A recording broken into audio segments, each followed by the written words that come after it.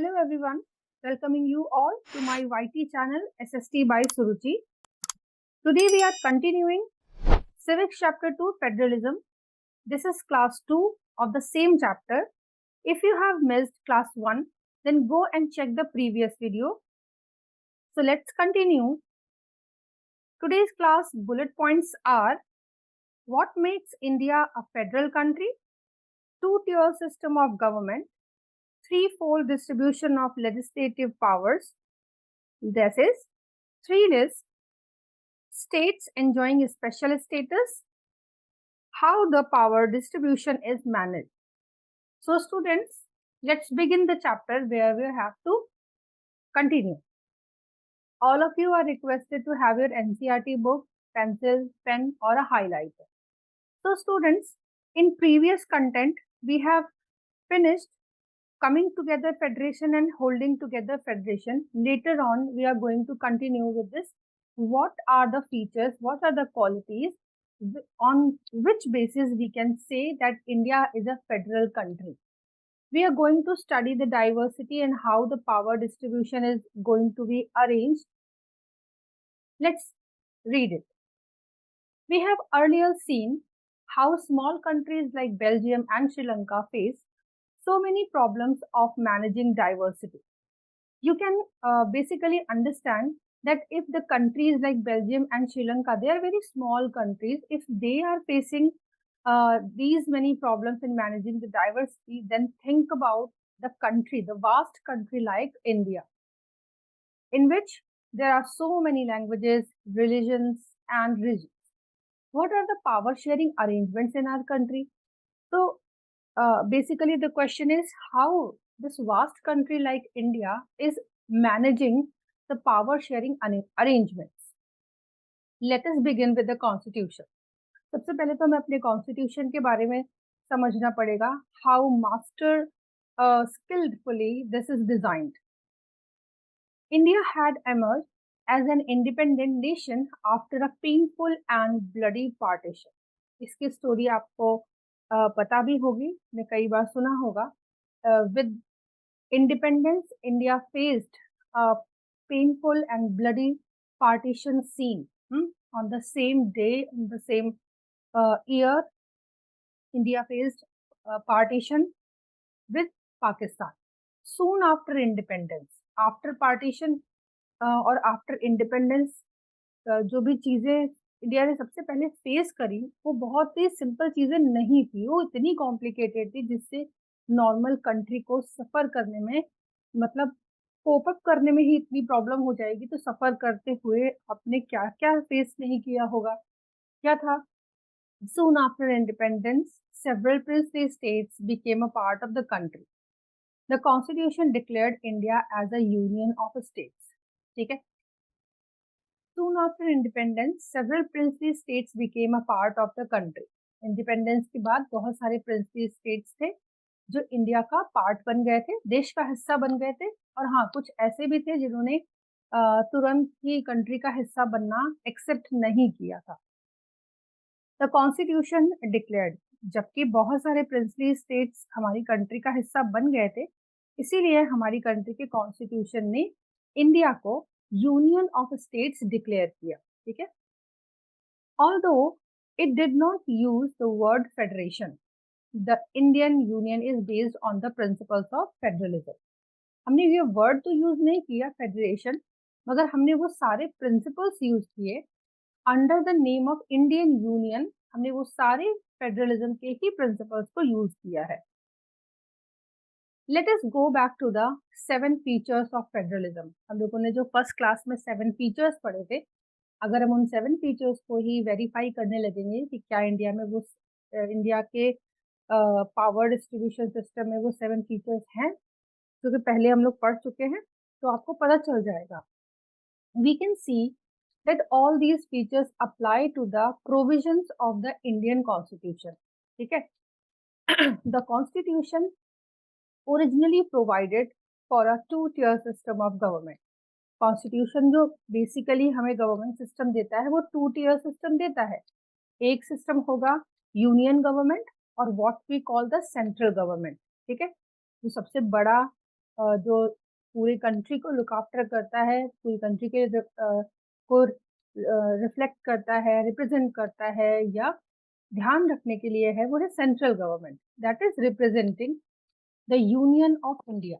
ठीक है, उस central government union of India को रिप्रेजेंट करती है। सेकेंड टियर में क्या है, स्टेट गवर्नमेंट।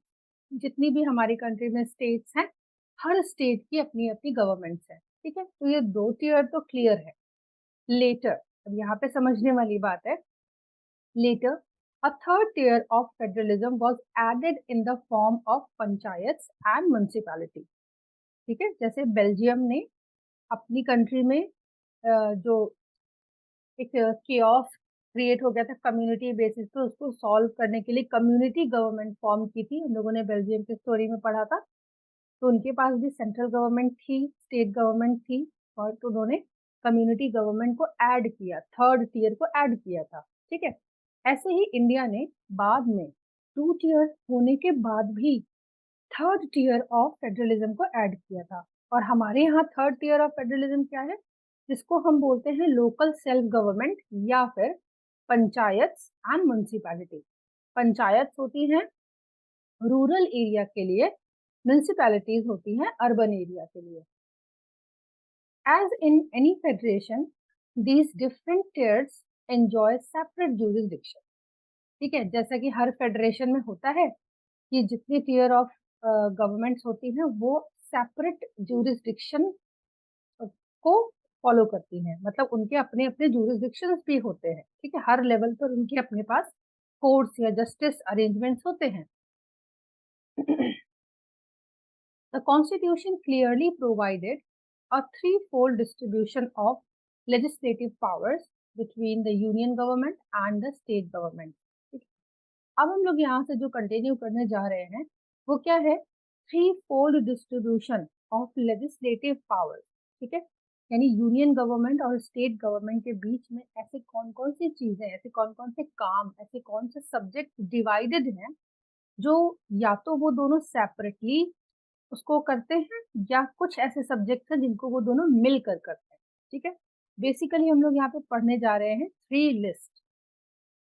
आपके लिए ये फ्लो चार्ट रेडी है, आप इसको देख के आसानी से इसको लर्न कर सकते हो। ठीक है, चलिए इसको बुक में कंप्लीटली पढ़ते हैं। यूनियन लिस्ट इंक्लूड्स, पहली लिस्ट है, थ्री लिस्ट पढ़ रहे हैं ना, तो पहली लिस्ट है यूनियन लिस्ट। अभी यूनियन से आप आराम से समझ जाओ कि ये यूनियन लिस्ट सेंट्रल गवर्नमेंट को बिलोंग करती है।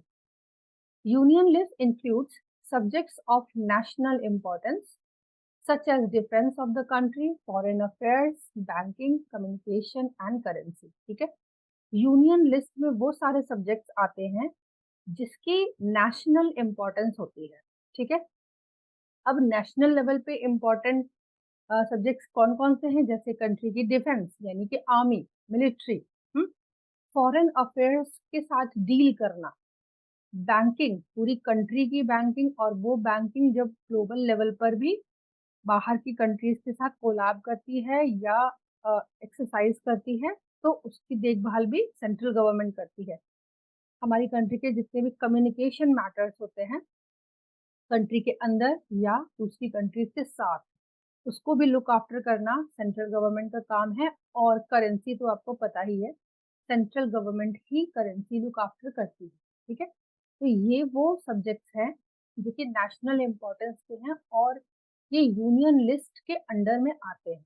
ठीक है, they are included in this list because we need a uniform policy on these matters throughout the country. ठीक है, अब इन मैटर्स को यूनियन लिस्ट में क्यों रखा गया, यानी कि क्यों कहा गया कि इसे सेंट्रल गवर्नमेंट लुक आफ्टर करे, ताकि यूनिफॉर्म पॉलिसी बन सके पूरी कंट्री में एक जैसा। जैसे हमारी करेंसी, पूरी कंट्री में एक जैसी करेंसी चलती है, पूरी कंट्री के लिए एक आर्मी, एक एयरफोर्स, एक नेवी होती है। ठीक है, पूरी कंट्री में एक सबसे टॉप अथॉरिटी है बैंकिंग को लेकर जिसको हम जानते हैं आरबीआई। ठीक है, तो यूनियन लिस्ट में इन सारे सब्जेक्ट्स को रखने के पीछे का लॉजिक यही है ताकि हमारे पास यूनिफॉर्म पॉलिसी सिस्टम होना चाहिए। ठीक है, the union government alone can make laws relating to the subjects maintained mentioned in the union list. ठीक है, यूनियन लिस्ट में जितने भी सब्जेक्ट्स मेंशन हैं उनके बारे में लॉ बनाना, उनके बारे में रूल्स बनाना किसका राइट है? यूनियन गवर्नमेंट का। ठीक है, इसमें स्टेट गवर्नमेंट्स इंटरफेयर नहीं करती है। ठीक, होप आपको यूनियन लिस्ट समझ में आई होगी, बहुत ही आसान है। दूसरा है टॉपिक आपका स्टेट लिस्ट। जैसे कि यहाँ पे उसके नेम से ही क्लियर था, यहाँ पे भी स्टेट लिस्ट में उसके नेम से ही क्लियर है। अब ऐसे सब्जेक्ट जो स्टेट की या लोकल इम्पोर्टेंस है, किसी स्टेट के अंदर की बात है, ठीक है, उसके लिए कौन रिस्पॉन्सिबल होगा? उसी स्टेट की गवर्नमेंट। जैसे कि police, trade, commerce, agriculture and irrigation, ये वो चीजें हैं जो किसी स्टेट के सब्जेक्ट में आती है। सपोज करो यूपी का स्टेट है, महाराष्ट्र का स्टेट है, कर्नाटका स्टेट है, ठीक है, तो उनका अपना पुलिस सिस्टम उनके स्टेट के अंदर लुक आफ्टर करता है, उनके अपने रूल रेगुलेशंस है। उनका ट्रेड सिस्टम क्या है, उनका ट्रेड एंड कॉमर्स, उनके यहाँ एग्रीकल्चर कितना हो रहा है, उसमें इरिगेशन कैसे प्रोवाइड करना है, वाटर अवेलेबल है तो कैसे यूटिलाइज करना है, वाटर अवेलेबल नहीं है तो कैसे अरेंज करना है। ठीक है, ये स्टेट के पावर के अंदर आता है। ठीक है, तो यानी कि स्टेट लिस्ट में वो सारे सब्जेक्ट्स आते हैं जिनकी इम्पोर्टेंस स्टेट लेवल पे होती है या लोकल लेवल पर होती है। ठीक है, the state governments alone can make laws relating to the subjects mentioned in the state list। ठीक है, बिल्कुल वैसी ही लाइन है कि स्टेट लिस्ट में जो सब्जेक्ट आते हैं उन पर लॉज बनाना केवल स्टेट गवर्नमेंट का ही राइट। ठीक है, उसमें सेंट्रल गवर्नमेंट इंटरफेयर नहीं कर सकती है। हाँ, अगर स्टेट गवर्नमेंट हेल्प मांगती है किसी भी टॉपिक पर सेंट्रल से, तो उस पर सेंट्रल गवर्नमेंट उनको एड तो दे सकती है मगर इंटरफेयर नहीं कर सकती। ठीक है, अब थर्ड है कॉन्करेंट लिस्ट।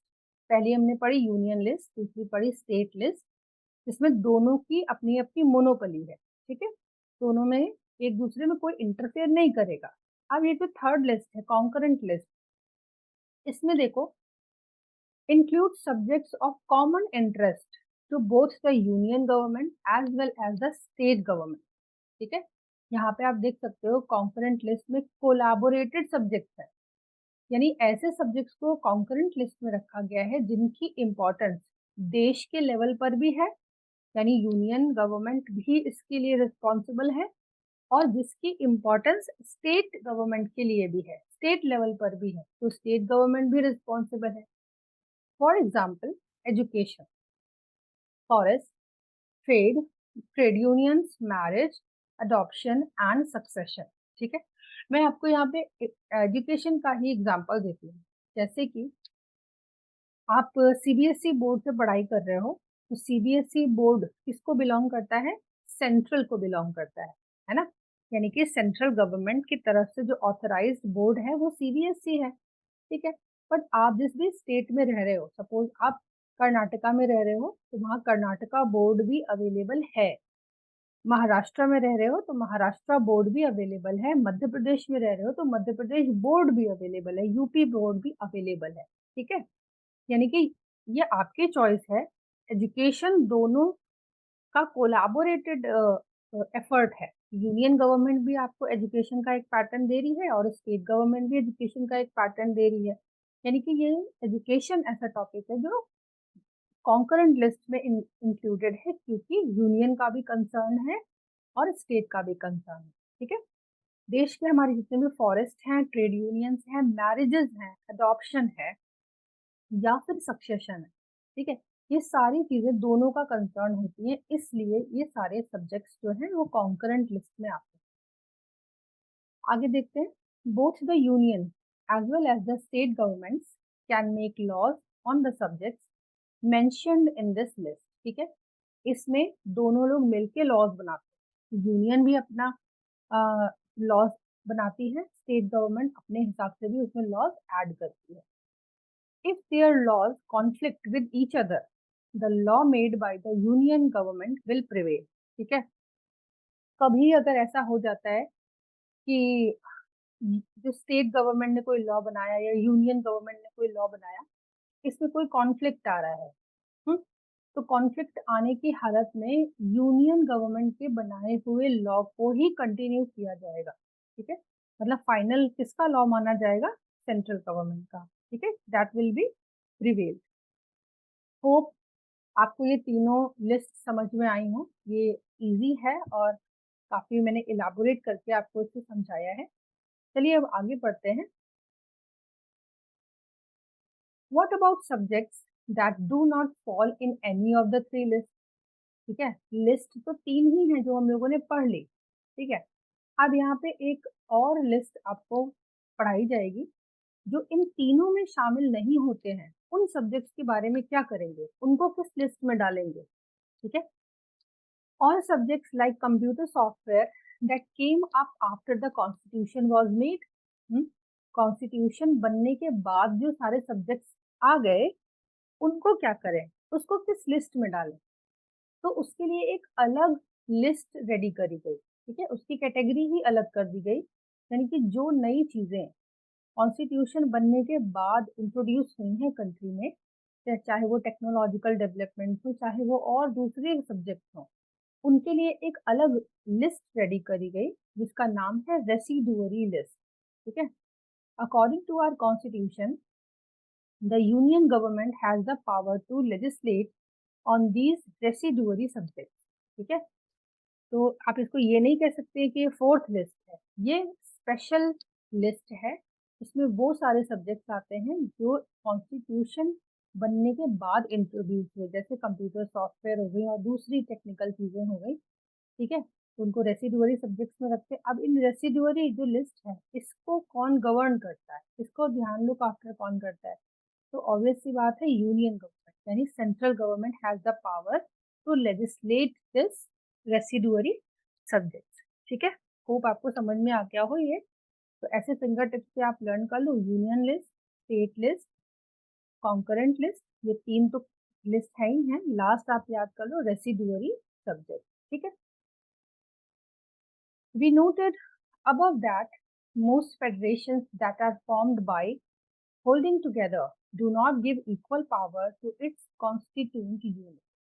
जितना हम लोग पढ़ते चले आ रहे हैं उसके हिसाब से आपको समझ में आया होगा, जितनी भी कंट्रीज की फेडरेशन होल्डिंग टुगेदर है, यानी ये इंडिया भी होल्डिंग टुगेदर फेडरेशन में आता है, कहीं ना कहीं आप नोटिस करोगे कि ये अपने कॉन्स्टिट्यूएंट यूनिट को इक्वल पावर नहीं दे रहे हैं। जैसे लिस्ट भी पढ़ी हमने, तो आपने देखा कि यूनियन लिस्ट में भी सेंट्रल गवर्नमेंट का लॉ बनाया हुआ चलता है, ठीक है। कॉन्करेंट में भी सेंट्रल गवर्नमेंट का ही चल रहा है, रेसिडुअरी सब्जेक्ट में भी सेंट्रल का। तो कहीं ना कहीं आप देख ही रहे हो कि यूनियन गवर्नमेंट की मोनोपोली स्टैब्लिश है, हर चीज में उनका होना बहुत जरूरी है, ठीक है। Thus, all states in the Indian Union do not have identical power, ठीक है। इंडियन यूनियन में जितने भी स्टेट्स हैं उनके सबके एक जैसे पावर्स नहीं है। आइडेंटिकल पावर्स का मतलब होता है एक जैसे पावर्स नहीं। Some states enjoy a special status, जो हम लोगों ने टॉपिक मैंने बुलेट पॉइंट में बताया था ना कि कौन से ऐसे स्टेट्स हैं जो स्पेशल स्टेटस एंजॉय करते हैं, ठीक है। जैसे आपकी बुक में दिया है Jammu and Kashmir has its own constitution. जिस टाइम में मैं आपको एक्सप्लेन कर रही हूँ उस टाइम में इसका स्पेशल स्टेटस थोड़ा सा रिमूव कर दिया गया है, बट फिर भी यहाँ के कंटेंट में लिखा है, इसलिए मैं आपको एक्सप्लेन कर रही हूँ। जैसे कि ये रिमूव होने से पहले जम्मू एंड कश्मीर का स्पेशल स्टेटस था, उसका कॉन्स्टिट्यूशन भी अलग था। इसके पीछे की पूरी हिस्ट्री है, उसके लिए मैं आपके लिए शॉर्ट वीडियो जरूर रेडी करूंगी ताकि आप जान सकें कि जब जम्मू और कश्मीर को स्पेशल स्टेटस दिया गया था तो क्यों दिया गया था, ठीक है। Many provisions of the Indian Constitution are not applicable to this state without the approval of the State Assembly. जब जम्मू और कश्मीर का स्पेशल स्टेटस था तब इंडियन कॉन्स्टिट्यूशन के बहुत सारे rule regulations Jammu and Kashmir पर बिना स्टेट असेंबली के अप्रूवल के अप्लाई नहीं होते थे, ठीक है। इंडियंस जिनमें से एक था Indians who are not permanent residents of this state can not buy land और हाउस हियर, ठीक है। यानी कि कश्मीर में इंडिया का ऐसा कोई भी पर्सन लैंड या हाउस नहीं खरीद सकता था जो कश्मीर का ही रहने वाला नहीं, मतलब अगर आप कश्मीर में परमानेंट मेंबर हैं, रहते हैं, तभी आप वहाँ ज़मीनें खरीद सकते हैं या घर खरीद सकते हैं। अगर आप आउटसाइडर हैं, किसी और स्टेट से हैं, तो आप कश्मीर में ज़मीन नहीं खरीद सकते थे। मैं थे में बताऊँगी क्योंकि ये स्टेटस अब रिमूव कर दिया गया है। Similar special provision exists for some other states of India as well. अब ऐसा ही कुछ और स्टेट्स के साथ भी है, जैसे कि there are some units of the Indian union which enjoy very little power. कुछ ऐसे यूनियंस हैं जिनके पास बहुत ही कम पावर है। These are areas which are too small to become an independent state. अच्छा, कभी ऐसे भी स्टेट्स हैं हमारे पास जो स्टेट्स बहुत ही छोटे हैं, इतने छोटे हैं कि उनको इंडिपेंडेंट स्टेट बनाना पॉसिबल नहीं है। ठीक है, तो क्या किया जाता है, जैसे कुछ छोटे स्टेट्स होते हैं उनको हम किसी बड़े स्टेट के साथ मर्ज कर देते हैं, मगर कुछ स्टेट्स ऐसे भी हैं जो बहुत छोटे हैं जिनको हम इंडिपेंडेंट स्टेट भी नहीं बना सकते और हम उनको किसी एग्जिस्टिंग स्टेट के साथ मर्ज भी नहीं कर सकते। कुछ ऐसे उनके टर्म्स एंड कंडीशंस हैं। ठीक है, अब दीज एरियाज लाइक कौन कौन से हैं, लाइक चंडीगढ़ और लक्षद्वीप और द कैपिटल ऑफ दिल्ली। जैसे दिल्ली ही ले लीजिए आप, एग्जांपल मैं दूं तो दिल्ली अपने आप में सिटी भी है, दिल्ली अपने आप में स्टेट भी है, दिल्ली अपने आप में यूनियन टेरिटरी भी है। ठीक है, इसीलिए इन सारे स्टेट्स बोल लो या आप एरियाज रीजन्स बोल लो, इनको एक स्पेशल स्टेटस के अंडर क्या बोला जाता है, यूनियन टेरिटरी। ठीक है, ये वो जोग्राफिकल एरियाज हैं जिनके ऊपर यूनियन यानी सेंट्रल गवर्नमेंट डायरेक्ट रूल करती है। ठीक है, these territories do not have the power of a state. इनके पास स्टेट जैसा कोई पावर नहीं होता। The central government has special power in running these areas. ठीक है, सेंट्रल गवर्नमेंट के पास स्पेशल पावर्स होते हैं इन एरियाज को रन करने के लिए, एडमिनिस्टर करने के लिए। ठीक है, तो होप आपको ये पॉइंट भी समझ में आए होंगे। कुछ स्टेट्स ऐसे हैं जिनके स्पेशल पावर्स थे, कुछ अभी भी यूनियन टेरिटरीज के नाम से जाने जाते हैं। The sharing of power between the union government and the state government is basic to the structure of the constitution. ठीक है, कॉन्स्टिट्यूशन का बेसिक स्ट्रक्चर जिस हिसाब से डिजाइन किया गया था वैसे ही पावर शेयरिंग हमारी कंट्री में होता है। It is not easy to make changes to this power sharing arrangement. ये तो ऑब्वियसली आपको पता ही होगा, ना बड़ा देश है, पावर शेयरिंग अरेंजमेंट्स को मेंटेन करना या उसमें कोई चेंज इंट्रोड्यूस करना, अमेंडमेंट करना, ये भी अपने आप में बहुत बड़ा चैलेंज होता है। The parliament can not on its own change this arrangement. अकेले पार्लियामेंट की भी कैपेसिटी नहीं है कि इस अरेंजमेंट को चेंज कर सके। Any change to it has to be first pass by both. अगर किसी भी तरह का कोई चेंज कॉन्स्टिट्यूशन में करना है तो क्या प्रोसेस फॉलो किया जाता है, ये आपको इस छोटे से हाइलाइटेड पैराग्राफ में बताया गया है। ठीक है, ये इंपॉर्टेंट है, आप इसे अपनी बुक में भी हाईलाइट कर दीजिए। ठीक है, if any change, if any law has to be changed, then what is the procedure which is needed? Any change to it has to be first passed by both the houses of the parliament. पहले तो दोनों houses of parliament, Lok Sabha और राज्यसभा ने इसको पास किया हो with at least to-third majority, to-third majority vote के साथ इसको पास किया हो किसी भी चेंज को, then it has to be ratified by the legislatures of at least half of the total state. कम से कम आधे स्टेट के जो लेजिस्लेचर हैं उन्होंने इसको रेटिफाई किया हो और कम से कम टू-थर्ड मेजोरिटी वोट्स दोनों हाउसेस से उस टॉपिक को मिले हो, उस नए अमेंडमेंट को मिले हो, तभी कोई भी नई चीज, कोई भी चेंज कॉन्स्टिट्यूशन में इंट्रोड्यूस किया जा सकता है। ठीक है, यू अपनी मर्जी से पार्लियामेंट किसी भी कानून को, किसी भी चीज को बदल नहीं सकती। ठीक है, next paragraph is the judiciary plays an important role. This paragraph is about the role of judiciary in overseeing the implementation of constitutional provisions and procedures।